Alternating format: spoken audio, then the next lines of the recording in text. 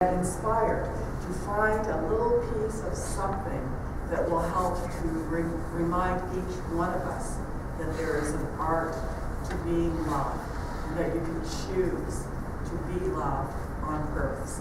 So let's welcome Reverend Joanna up.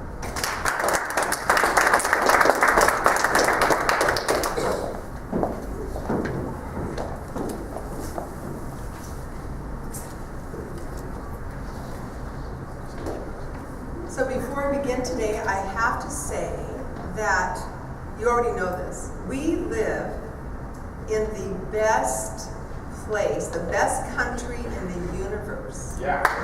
Right? The reason I know that for sure is because this morning at 4 o'clock in the morning, we won the gold, and we are the best hockey team we have in the world.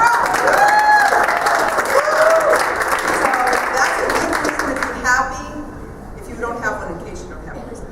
All right.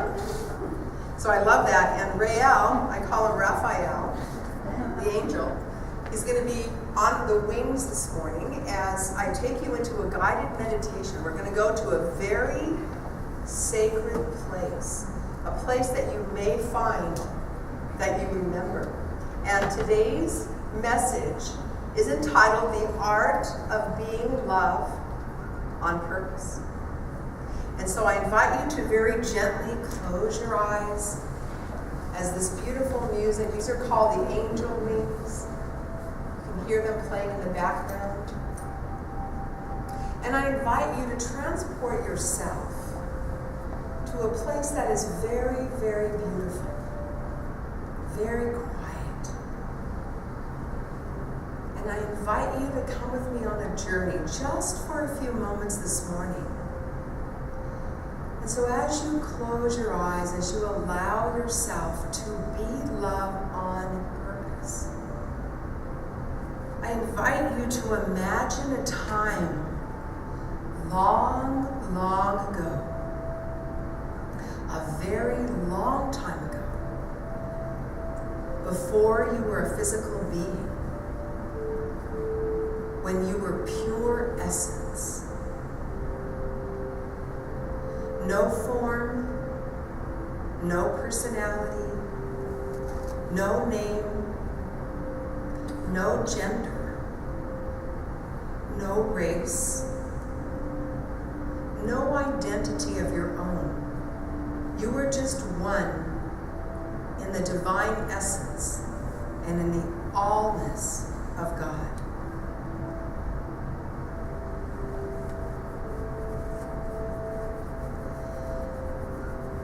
I invite you to get an image in your mind's eye of what that might have looked like so long ago and what it might have felt like. Were there swirling colors, bright white light, pulsating energy, an all-pervading, all-encompassing sense of love, peace, and calm? What was it like before you took physical form, when you were absolutely one with the infinite divine, the beingness of God itself, before you came here? And now imagine that beautiful essence and the allness of God so fully desires to know and express more of its own nature, more of its own divine self, that from within its own creative nature, a soul, being described as you, is created and sent on a mission to earth.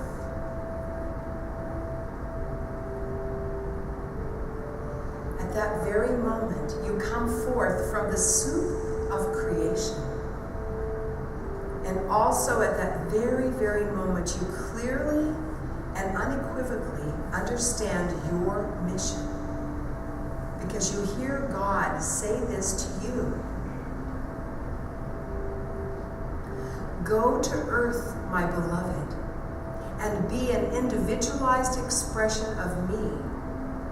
Go to the earth, my beloved, and be my love. Be my peace. Be my creativity. Be my givingness.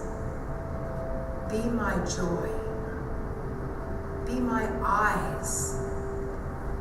Be my ears. And be my hands. And you feel that you are ready and you are excited to come to this earthly expression and be all of this. You are ready and you are excited to be an individualized expression of love. And you feel that original excitement and enthusiasm. And so just for a moment, be with that, the feeling that you are just about to come forward onto planet Earth and be that individualized expression of the divine.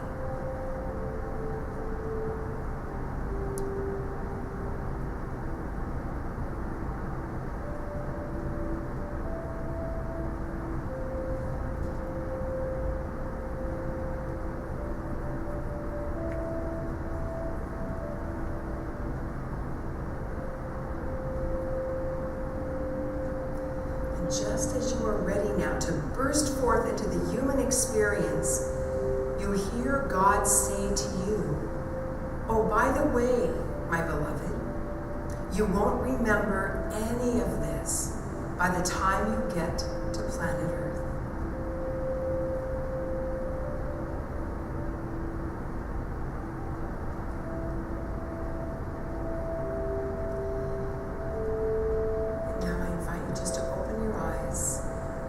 And know that you are here now this morning, sitting here in this beautiful place, being your true essence. Your soul being here. And that you are clothed in flesh and bone. And that you are a bundle right now of beliefs, of labels, of information, of experiences, all of our experiences different, and of impressions that you have received since you embodied on this planet at this time. So I invite you to take in a nice deep breath and to stretch a little if you need to. Does anyone need some Starbucks? Or maybe a little Tim Hortons? Wait a minute, Megan. Is that Morgan? You drink coffee? No. She's at hot chocolate. Okay, she'll go to Tim Hortons or Starbucks and have hot chocolate. Okay. I recently heard a story that some of you may have heard before. I love this story about a 4-year-old boy and a newborn baby. The 4-year-old wanted some time alone with his new baby brother. And he kept insisting to his parents, can I please have some alone time? Can I please have some alone time with the baby? And he kept pushing and he kept insisting.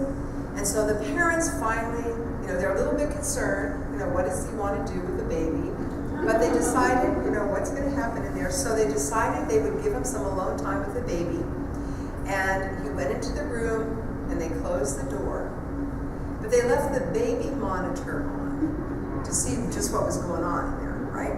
So the little boy, they could tell that he got as close to the little ear of the baby as he could through the slats of the crib. And he leaned very, very, very close. And he whispered this to the baby. He said, tell me. He said, tell me what God is like. I'm starting to forget. And so sometimes, see if this is true for you, sometimes in our journey of being love on purpose, sometimes we might, just for a little while, forget who we are, forget the mission of love, that we came here to be love on purpose. here ever forget? I call it spiritual amnesia. Kind of had, whoops, this happened and what's going on there? But you and I, we have a chance to remember. We have a chance to remember. In fact, we are here to completely remember who we are and who we have come here to express. Us. And that is what the art of being love on purpose is all about. In Science of Mind textbook, our founder, Dr. Holmes, said this. He said, the eternal or the divine or God or essence, whatever you want to call it, has many names. Even, I want you to notice that I brought Buddha with me this morning. Did you notice that?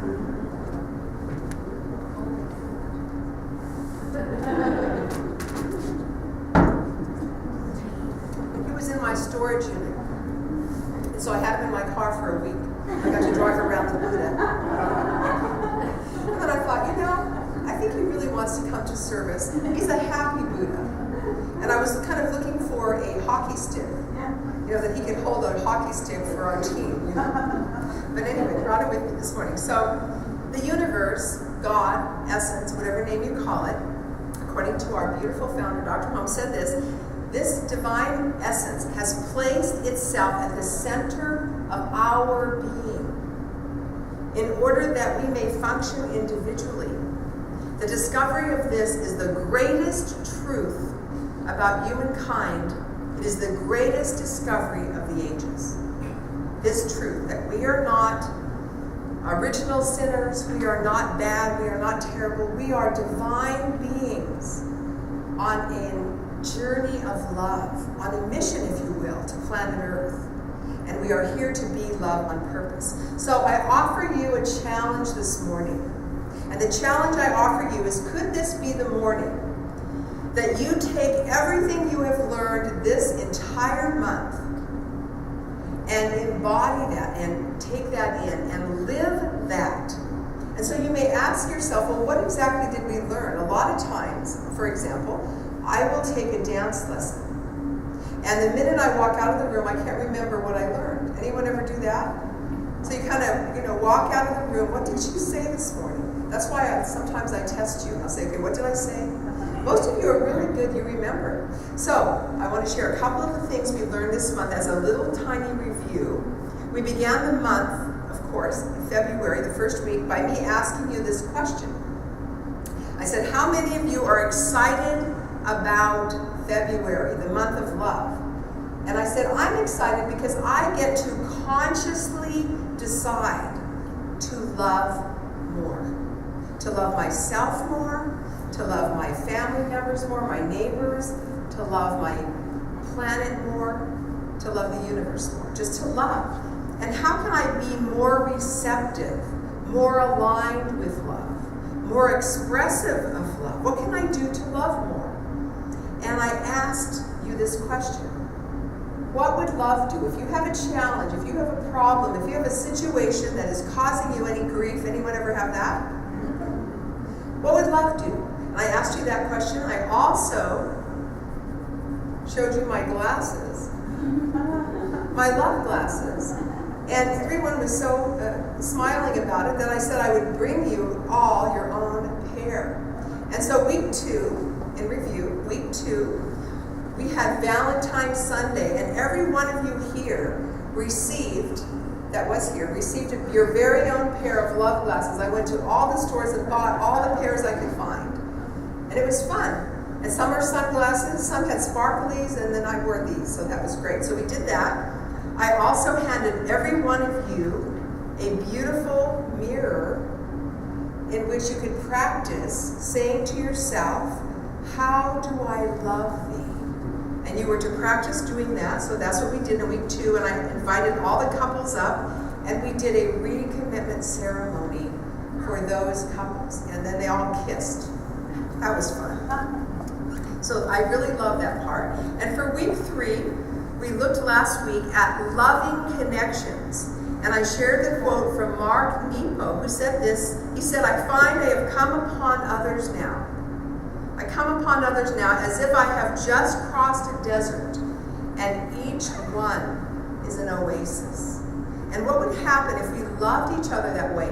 Or I talked about the Stradivarius, that the beautiful violin that what would happen if we had it printed on a Stradivarius and we treated each other with such kindness and such gentleness and such awe? What would that be like? How would our world change? How would our lives change? How would our families change? And then finally, I ended the last week by asking you this very important question, is that when it is your time to pass into spirit, to pass into the next experience, the next greatest, grandest version of you, what will people remember about you? And I just have to share that this week, I shared this with you last week, on Valentine's Eve, I got a phone call that one of my dear friends had suddenly passed. And I had quite a time. I allowed myself to grieve and go through that sad process. And then this week, I'm not kidding, a week later, on the same day, exactly 1 week later, I get another phone call that a very dear practitioner colleague of mine, who had been a practitioner for 25 years, and it's called an emeritus practitioner, and that she had been going through a very long illness, and she passed exactly a week later. And so then I got to go through that all again. So I'm just telling you, no one here is allowed to die. 2 is enough. Okay, so it was like, wow. So all of that is wonderful opportunities for us to realize our purpose, which is to love. So, again, ending last week with asking you, when you pass, what will people remember about you? And I remember so many wonderful things about these 2 dear ones. That's what you remember. You remember the love. You remember the kindness and the things that they shared with you. Not the things they gave you, material things necessarily, but the love. The great teacher Jesus told us this. He said to live from a place of being love. Being love. And when he said this, he said, judge not according to appearances. What does that mean? It means that we are willing to choose to see love, to look through the eyes of love, to see love. We have a choice in every moment, in every situation. We have a choice on how we can receive what people say, right? And we are asked and called to be love, to choose that as our experience. The people on this planet who come the closest to being love on purpose are people who do not allow their lives to be run by their human conditions. How many of us have human conditions? Anybody here? You might have something happen. I lost my voice for about 10 days. That's a human condition. So how do we respond to that? I mean, I need my voice. So I had an opportunity. I'm still kind of dealing with it a little bit. I'm kind of the last remnants of that. People who live love on purpose do not allow their human conditions to make a dent in the love that they truly are. They allow it, you notice it, you say, gee, this is happening. It's not my favorite thing, but this is happening. And you move through the experience. You move through it, and you know the truth. That's what practitioners are for. They know the truth of you, of who you are, no matter what illness, financial challenges, people that pass away, whatever's going on in your life. So to take a moment right now and see if you can think of one condition that you are going through. One experience, maybe a loved one is not well, maybe you're having a challenge in your life in some way, health-wise or finance or in relationship. Just bring that to mind right now and see if you are allowing that human condition to bring you into a place of contrast, a place of unhappiness. One of my new dear friends had broken a part of her body, broken her elbow, and she said to me, I love this, she said, I can hardly wait to see what great good is going to come of this. I can hardly wait to see. So think about the situation that you have right now that you just brought to mind and ask yourself that question. How might this contrast be an opportunity for some great good? A wise Eastern sage said this, and I quote him. He said, "This is my secret. I don't mind what happens. I don't mind what happens." But many of us have, see if this happens for you, have reactions. Anyone have a reaction? They call it a knee-jerk reaction. We get all upset, all twiddlated, all bent out of shape, right? We get angry or we get upset by something. But there is a lesson and there is a blessing that is looking for and through us to happen. And so we want to recognize that. So the thing about this human journey that we are on right now, all of us on this human journey, is that as long as we are on this journey, we experience a continuum of opportunities. There's peaks and there's valleys, right? There's peak experience, there's valleys, there's mountains, there's plateaus.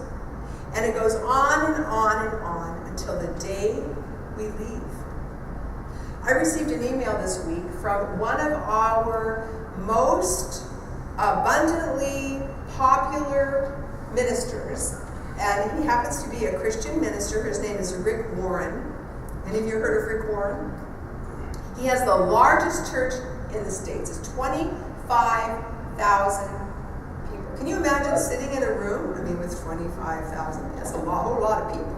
So he has one of the largest churches, and several years ago, he became an author. He published a book called The Purpose-Driven Life, and instantly, just like that, he became extremely wealthy. And in that moment, when he became extremely wealthy, how many of you would like to become extremely wealthy? Okay, so that moment that it happened, at that moment, his wife became very, very ill. Very, very ill. And so he said, I want to share the exact words he said. It was so interesting.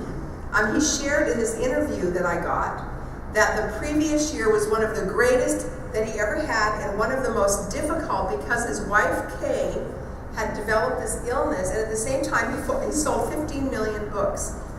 He said he used to think that life as hills and valleys, you go through rough times and then you go through a mountaintop. But now, after going through both of these things, he said he believes that life is really like a railroad track.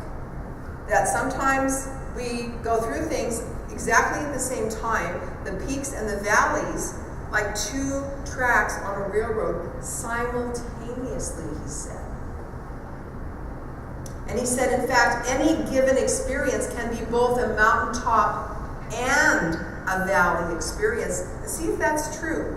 People that develop a serious illness often will share with me that it was the greatest experience they ever had because it got them very conscious of who they are and they were able to work through it.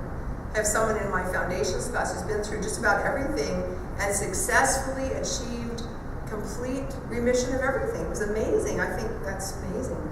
So his wife's grave illness would certainly be considered a valley from one perspective, and this is what he said. He said, "We discovered quickly that Kay's journey through the appearance of illness was not going to be easy for her. In fact, it had been very, very difficult for her, and yet God had strengthened her character, given her a ministry of helping others, given her a testimony, and drawn her closer to God and others." Very often when we have a challenge, that's what happens. And his book, selling over 15 million copies, would certainly seem like a mountaintop, but he said all of a sudden when the book sold 15 million copies, it made me instantly very wealthy. It also brought a lot of notoriety that I had never known before, he said.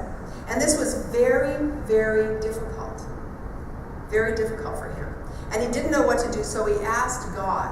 And the answer he got was to set up a foundation to fund an initiative called the Peace Plan. He planted churches. He now has at least 25, we call them pod churches, all over California that he assisted. He healed the sick, raised the dead, and he gave all of his money away. Can you imagine that?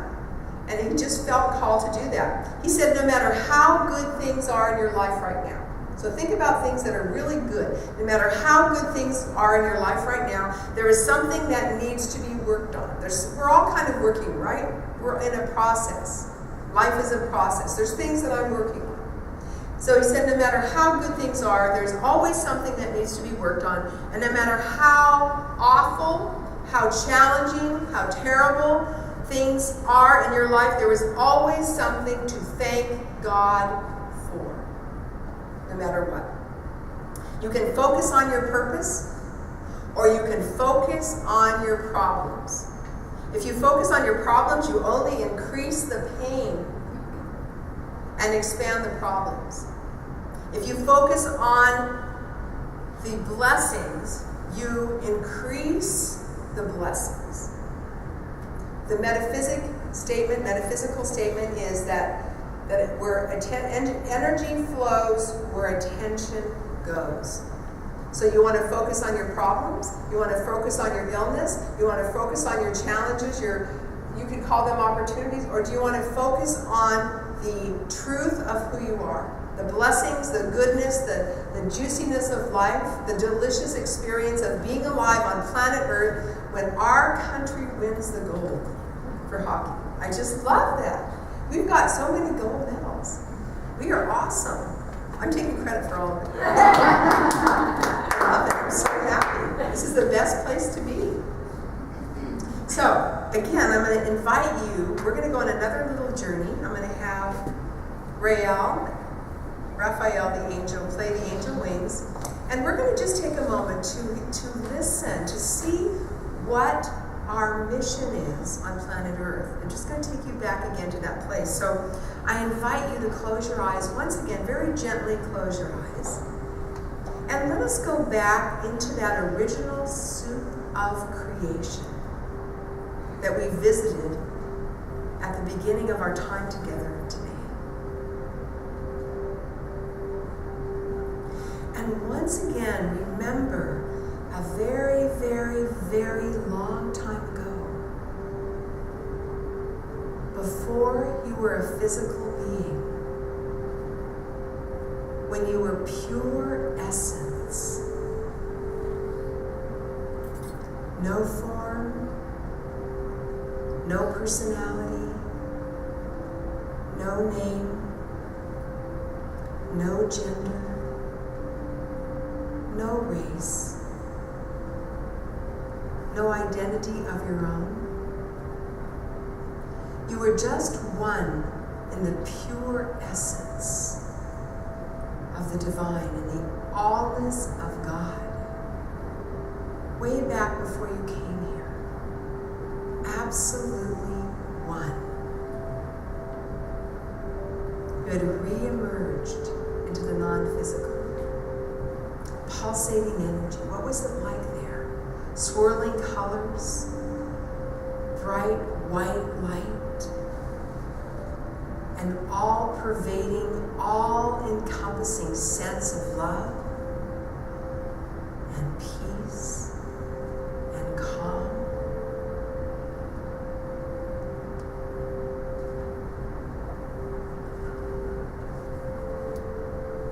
And you remember that God whispered to you, said, "Go to the earth, my beloved, and be an individualized expression of me.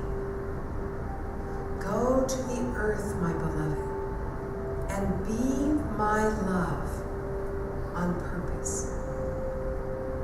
Be my peace. Be my creativity. Be my givingness. Be my joy. Be my eyes. Be my ears.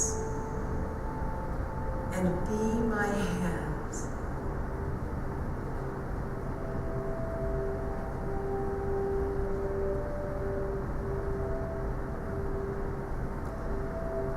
And this time you are listening very intently. Maybe perhaps for the first time in a while you are truly listening. Your heart and your mind and your soul is open to receive from the divine something very, very special. Something just for you.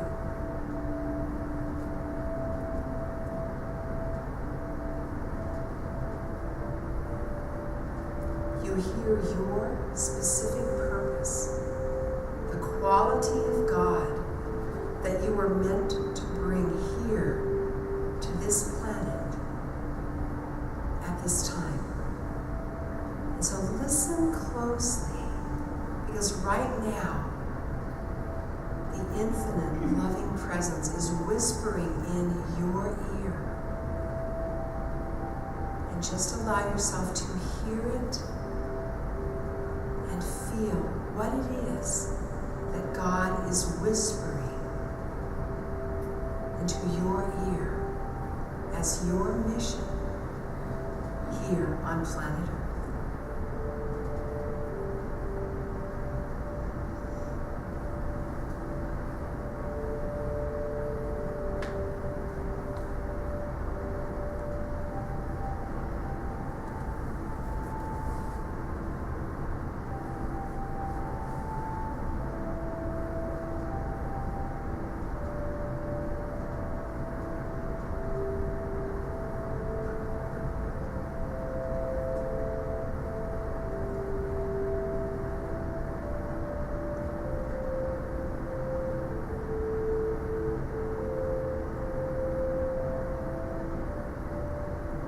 Take just a moment to reflect on what your life looks like when you come from that place of knowing your mission, that place of being that. What it is that infinite spirit is expressing as you, through you. Through your heart, through your hands,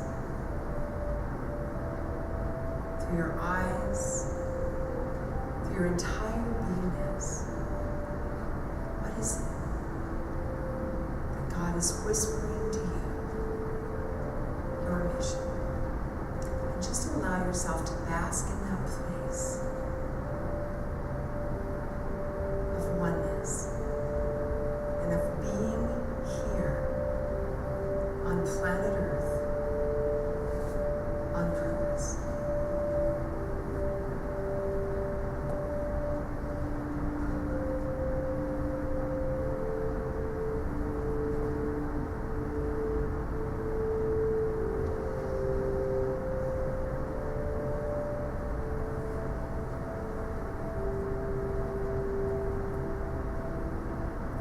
And now just taking a moment to be in gratitude, saying thank you, infinite, loving presence,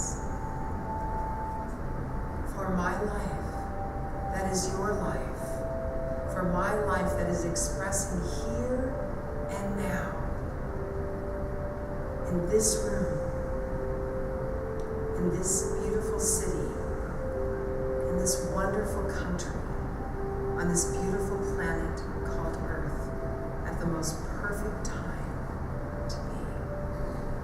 Just feeling that heart center, knowing that, loving that, and being in gratitude. For that, we say together, so it is.